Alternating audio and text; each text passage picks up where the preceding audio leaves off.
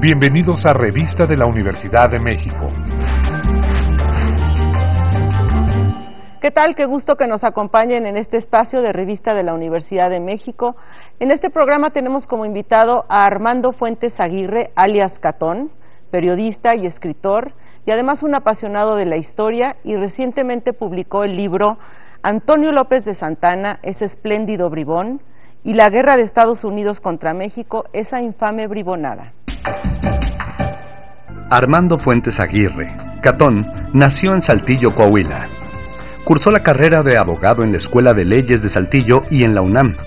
Es maestro en lengua y literatura españolas y en ciencias de la educación. Obtuvo el doctorado honoris causa por la Universidad de Nuevo León.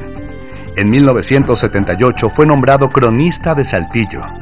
Creó la emisora cultural Radio Concierto y fundó la Facultad de Ciencias de la Comunicación en la Universidad Autónoma de Coahuila. Bajo el seudónimo Catón, publica diariamente las columnas de Política y Cosas Peores y Mirador. Es considerado uno de los columnistas mexicanos más leídos. Ha publicado además numerosos libros, entre ellos Los 1000 mejores chistes que conozco, Amor y humor, y la serie La otra historia de México, que integra los títulos Hidalgo e Iturbide, Juárez y Maximiliano, Díaz y Madero, y el más reciente, Antonio López de Santana, ese espléndido bribón y la guerra de Estados Unidos contra México, esa infame bribonada. Nacho, pues un gusto tener al famosísimo Catón, hombre, uno de los periodistas más leídos de México. Para mí es un privilegio porque es difícil conseguir algo que ha conseguido Catón, y es que, por ejemplo, simplemente basta un ejemplo, yo lo leo todos los días. Vaya. Como millones de personas, ¿no? Pues pero es un privilegio tener lectores como ustedes. Y eso que has dicho, Guadalupe, es algo que siempre me pone nervioso. Eso de que me leen millones de personas. Pero es cierto. Pero es cierto, quizá, y aspiro a que lo sea, pero por eso uso ese recurso de decir mis 4 lectores.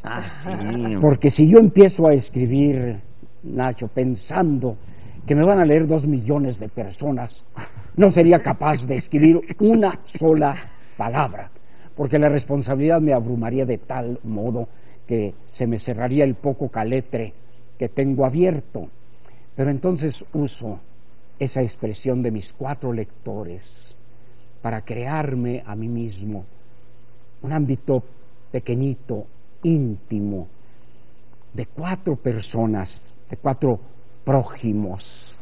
Eso quiere decir 4 próximos, es decir, 4 lectores muy allegados a mí, con los que puedo compartir mi pensamiento y que sé por anticipado que me van a perdonar todo, que van a disculpar mis terribles despropósitos, mis disparates, mis salidas de tono, y entonces eso me permite escribir con la libertad y, más que todo, con el deleite y el inmenso placer con que cumplo mi tarea de escritor.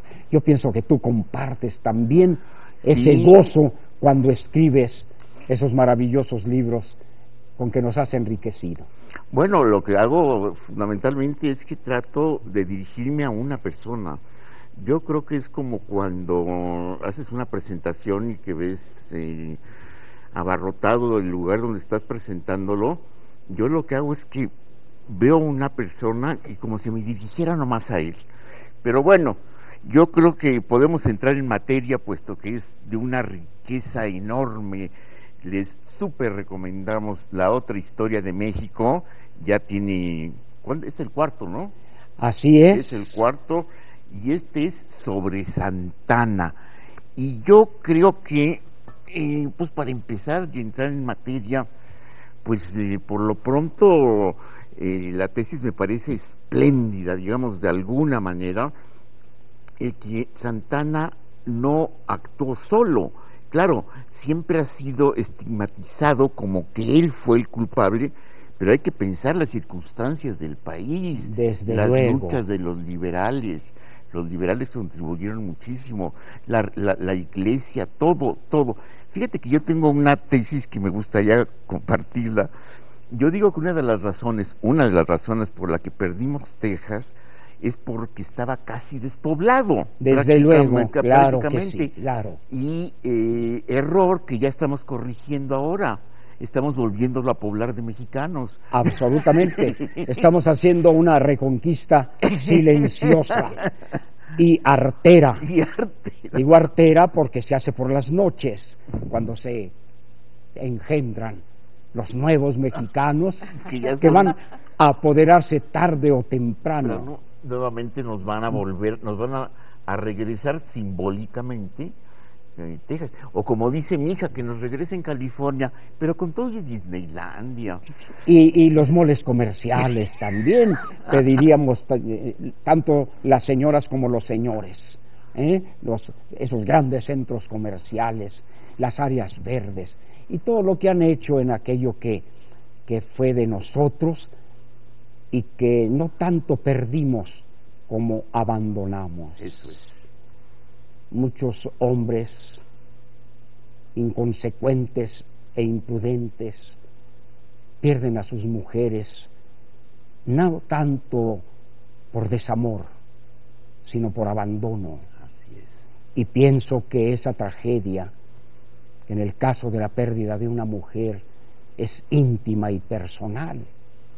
En el caso de nuestra nación y en relación con esos hermosos territorios, vastísimos territorios que perdimos, fue también culpa de dejadez.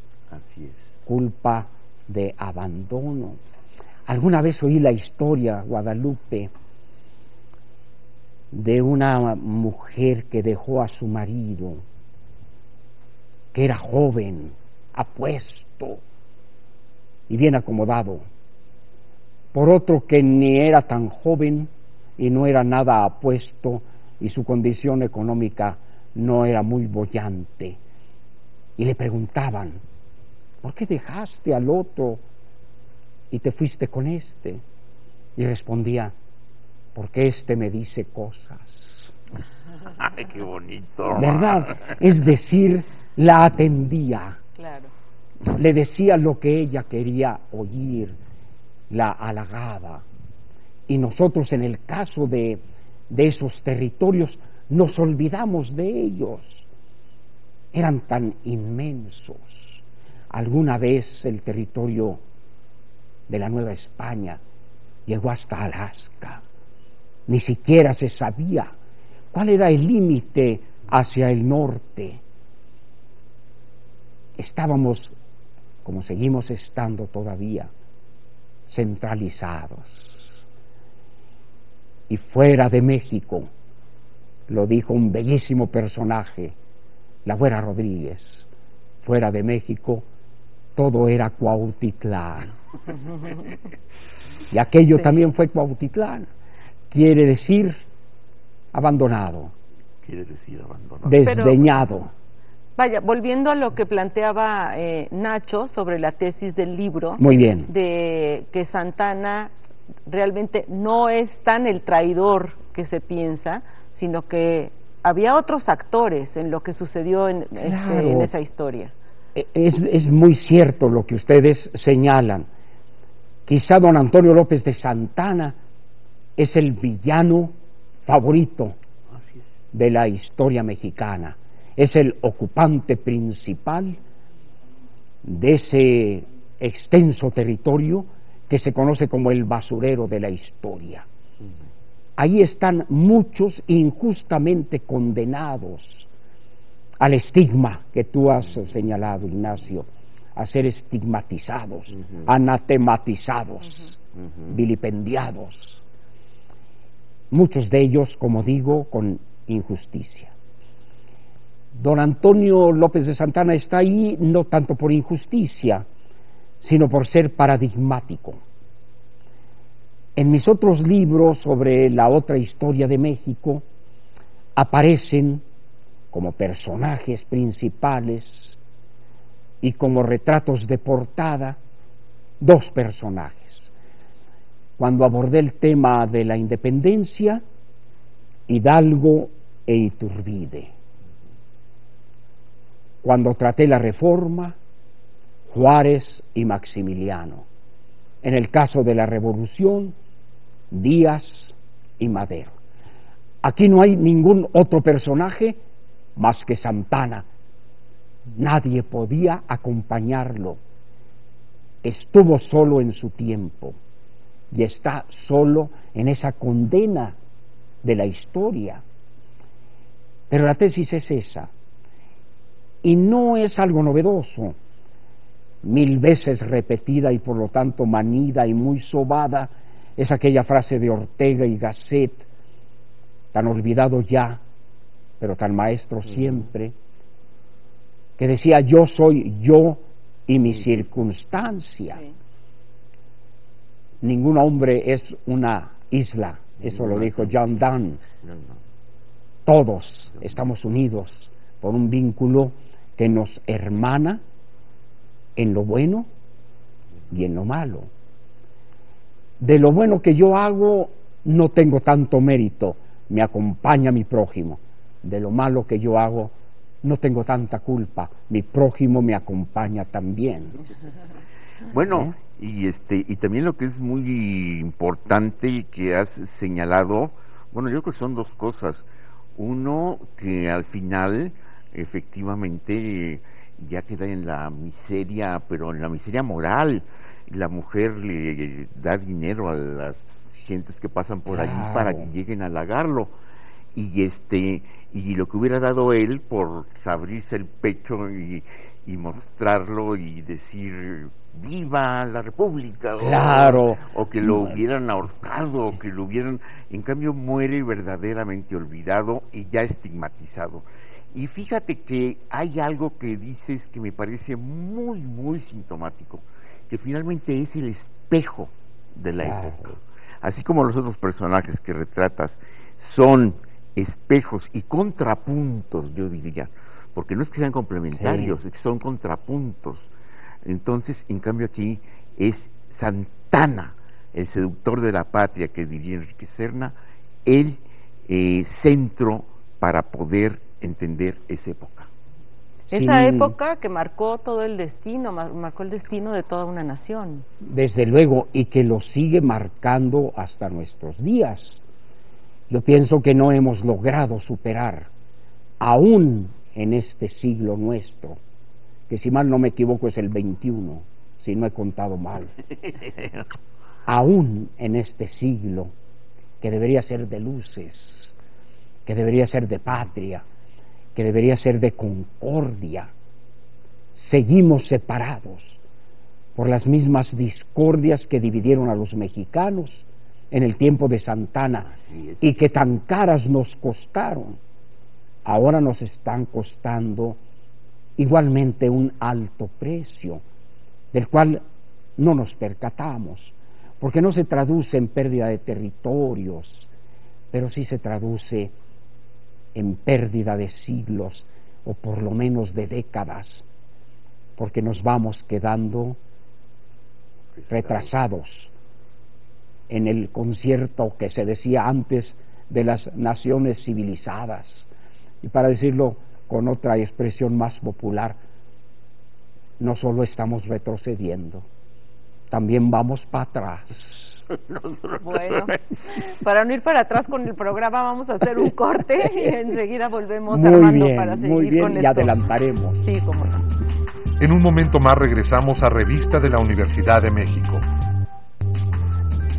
Ya estamos de regreso en la Revista de la Universidad de México. Continuamos aquí en Revista de la Universidad de México, estamos conversando con Armando Fuentes Aguirre, Catón, y antes de continuar con él, vamos a la efeméride del día de hoy, en la que Mauricio Molina recuerda, habla de una obra fundamental de Octavio Paz, Sor Juana Inés de la Cruz o Las Trampas de la Fe, publicada en 1983. En 1982, Sor Juana Inés de la Cruz o Las Trampas de la Fe, el estudio imprescindible de Octavio Paz, fue editado por el Fondo de Cultura Económica. Dicho volumen estaría llamado a convertirse en uno de los libros más influyentes de su autor. En el trasfondo podemos leer dos temas fundamentales: los dilemas entre la libertad y la creación. En julio de 1983, el afamado crítico uruguayo Emir Rodríguez Monegal y el estudioso peruano José Miguel Oviedo escribieron sendas reseñas para la revista de la Universidad de México, en las que destacan el ambicioso proyecto de paz. Para Rodríguez Monegal, se trata, por ejemplo, de restituir a la monja novohispana para sus lectores actuales.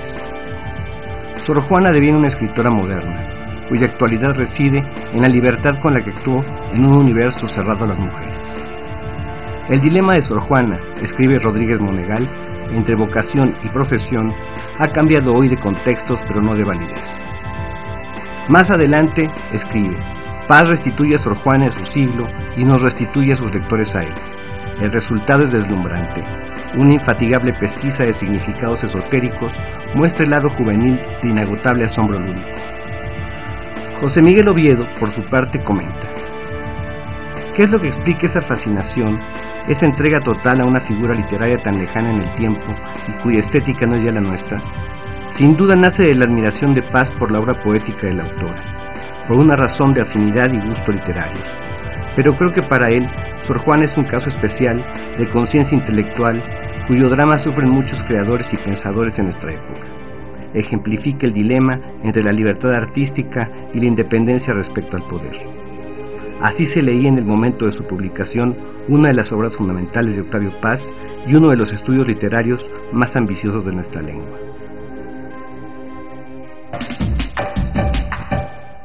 Pues muchas gracias a Mauricio Molina por esta espléndida nota sobre un libro pues ya clásico como todo lo que hizo el maestro Octavio Paz. Pero continuamos con nuestro admirado y querido Catón, y yo nomás les quiero leer unas líneas porque es un tema que también me interesa mucho, puesto que también tiene mucha actualidad. Dice Fuentes Aguirre: era más bien Santana un amoral.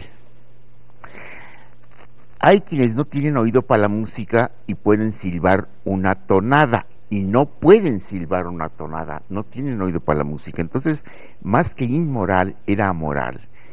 Santana no tenía oído para la moral y era incapaz de distinguir entre una acción mala y una buena. Todo lo sujetaba a su ambición, a su desorbitada vanagloria.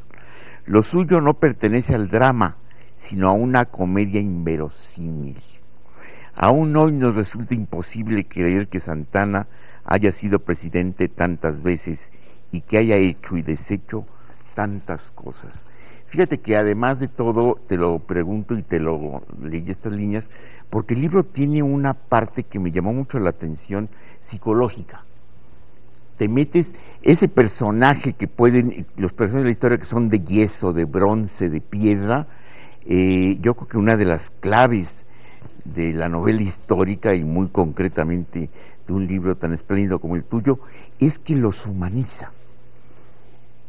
Yo pienso que uno de los grandes vicios de la historiografía mexicana es el que tú señalas, Ignacio: haber hecho héroes de bronce y de mármol, figuras hieráticas como se nos presenta siempre, por ejemplo, don Benito Juárez. Casi no podemos imaginarlo con una sonrisa, aunque por testimonios de su época, de gente como Guillermo Prieto, sabemos que también tenía sentido del humor, aunque ese sentido sea muy raro en los políticos, y especialmente en los políticos mexicanos, que son tan dados a tomarse demasiado en serio, y que por lo tanto muchas veces incurren en ese mortalísimo pecado que es la solemnidad. En el caso de don Antonio López de Santana, es posible abordarlo desde muchos puntos de vista, pero el principal es el que tú has señalado, con perspicacia, de escritor, que es el considerar su yo interior. ¿Cómo era más allá del oropel del que se rodeaba?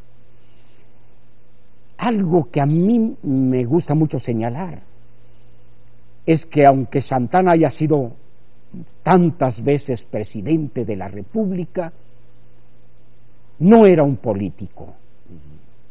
Nadie tan alejado como él de la política. Hemos tenido políticos consumados, acabados. Acabados quiere decir completos, es decir, imagen clara de lo que es un político. Si a mí me preguntaran cuáles son los dos más grandes políticos o los dos políticos más políticos de México, yo mencionaría a don Benito Juárez y a Álvaro Obregón.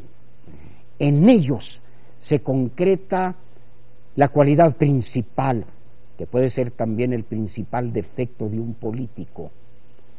Al político lo caracteriza su vocación de poder. Así como hay vocación de la belleza, como hay vocación de la justicia, como hay vocación del bien, que se llamaría santidad, el político representa la ambición, a veces cruda y descarnada, del poder.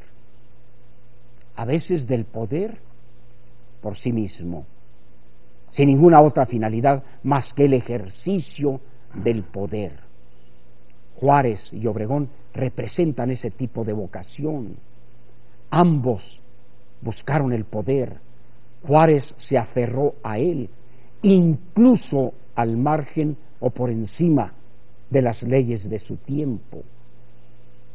Recuerdo la letra del clásico danzón: si Juárez no hubiera muerto, todavía viviría, y añadiría yo, y todavía sería presidente de la República. Pero en el caso de Santana, ¿cómo es? Porque en el caso también de Santana, gobernó mucho tiempo, estuvo mucho tiempo en el poder. Claro, pero no porque él lo buscara, sino porque los que daban el poder lo buscaban a él. Quiero relatarles un cuentecillo que habla de un andaluz que murió y se fue al cielo. Caso extraordinario. Yo creo que es raro el andaluz que muere y directamente se va al cielo. Tienen demasiado sentido de la vida como para merecer el cielo sin pasar antes por alguna estación purgativa. Pero este se fue directamente al cielo. Fue admitido y al poco tiempo San Pedro le pregunta: ¿cómo te sientes? Muy mal. Yo esperaba que esto fuera otra cosa. Esto es muy aburrido. Aquí se la pasan cantando alabanzas al Señor, tocando el arpa. Aquí no hay nada que hacer. Esto es demasiado aburrido. Bueno, ¿y qué quieres? Pues, ¿por qué no me mandas algunos días con la competencia? A ver cómo es aquello de allá abajo. ¿Pero cómo? Sí, mándame al infierno. Vaya, bueno, pues, ¿por qué lo pides? Lo manda al Averno. Y una semana después, con la inquietud de ver cómo le iba, va a visitarlo. Encuentra al andaluz metido hasta el cuello en un perol de aceite hirviendo. Los demonios le echaban sobre la cabeza cubetazos de plomo derretido, unas diablesas lo punzaban con tridentes, una cosa horrible. ¿Es cómo te sientes? Feliz, dice, aquí estoy en mi elemento. ¿Cómo que estás feliz? Mira lo que te hacen. Pues precisamente, dice el andaluz, a mí lo que me gusta es el cachondeo. Es decir, lo que me gusta es el relajo. A Santana le gustaba el cachondeo. Así le es. gustaba el relajo. Él era hombre mujeriego. Un seductor. Claro, seductor de mujeres. Él era gallero. En San Antonio de las Cuevas, que es Tlalpan, él tenía su palenque y criaba sus propios gallos y él mismo los ponía a combatir. Era un enorme taur que dominaba todas las trampas de la brisca, del tute, del conquián, de la malilla, de todos los juegos de cartas que se jugaban en aquel tiempo. Le gustaba divertirse hablando con los soldados, contando cuentos rojos en el vivac, al amparo de la hoguera. Reía desaforadamente, mascaba chicle. Él fue el que llevó el chicle a Estados Unidos, por él lo conocieron los norteamericanos. Le gustaba el cachondeo, la política no le gustaba, decía que era ejercicio para abogadetes. Así describía él a la política. Detestaba las intrigas de camarillas, lo aburría la charla sobre los asuntos nacionales. Él quería la guerra, él quería el uniforme, las medallas, los plumeros. Pero además lo describes como un hombre valiente, porque en el libro hablas de cómo él siempre Claro, encabezaba esas batallas. desde luego, era un espléndido, así como era un espléndido bribón, era un espléndido soldado, capaz de levantar un ejército en 10 días, un ejército de 20,000 soldados, y de llevarlo generalmente a la derrota, a veces también a la victoria. Era un hombre poseído de sí mismo. Lo definiré muy bien si decimos que era un actor. Era un actor con todas las cualidades y todos los defectos de la gente de teatro, enormes cualidades, bellísimos defectos. Por eso es más dramático el final, porque Claro. en lugar de cerrar con una gran aria, ¿no?, que le hubiera encantado a él, cierra con el olvido y el estigma. Me ha encantado esa expresión que usaste, Ignacio, cerrar con una gran aria, como terminan las óperas. La ópera es un género extravagante, absurdo, en que la gente canta con un tósigo mortal en el estómago o un puñal clavado en el corazón, pero aún así canta, y canta el aria final, que es la más sonorosa, la más de bel canto, con más fiorituras, con más adornos, y luego cae muerto después de esa última aria, Claro. como el canto del cisne, ¿no?, que dice la leyenda. Y en cambio muere en su cama, que para un hombre como él es una muerte deplorable. Él habría preferido morir quizá asesinado por un marido celoso, o en un duelo con algún capitán americano, después de abofetearlo, o de ser abofeteado por él, o en batalla. Pero él muere no solo en la cama, sino muere solo, muere olvidado, sin estrépito de fusilería, sin escuchar los gritos que convocan al ataque, o sin oír las palabras preparen, apunten, fuego. Armando, pues se nos terminó el tiempo. Muchísimas gracias por esta Al conversación. contrario, yo les agradezco la brillante oportunidad que me dieron de venir a lo que fue mi alma mater, porque yo estudié aquí en esta casa venerable en la UNAM. Bueno, Vamos pues a seguir, ¿no? Haremos algún otro programa. hablaremos más adelante contigo en otra emisión de Revista de la Universidad de México, pero por lo pronto recomendar el libro de Antonio López de Santana, de Armando Fuentes Aguirre Catón, y nos vemos la próxima semana. Gracias.